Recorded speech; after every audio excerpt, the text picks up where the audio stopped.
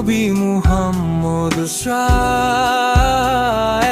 জীবন কাহিনী ছিল একটি প্রেরণার উৎস।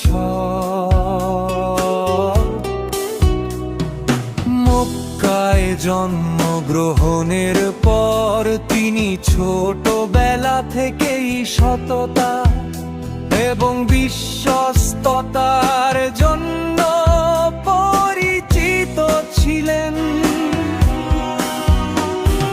৪০ বছর বয়সে তিনি নবুয়ত লাভ করেন এবং মানুষকে এক আল্লাহর ইবাদত করার আহ্বান জানান।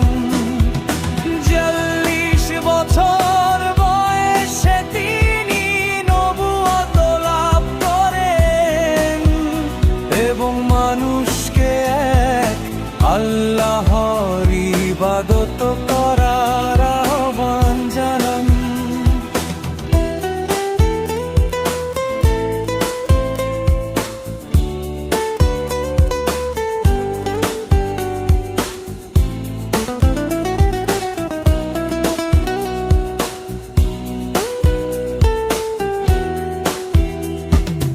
এতে তিনি অনেক বাধার সম্মুখীন হন এবং মদিনায় হিজরত করেন। মদিনায় তিনি একটি আদর্শ সমাজ এবং রাষ্ট্র গড়ে তোলেন এবং তার জীবনের শেষ সময়ে ইসলাম পুরো আরব দেশে ছড়িয়ে পড়ে।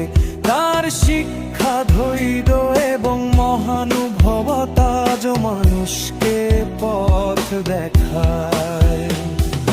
৪০ বছর বয়সে তিনি নবুয়ত লাভ করেন এবং মানুষকে এক আল্লাহ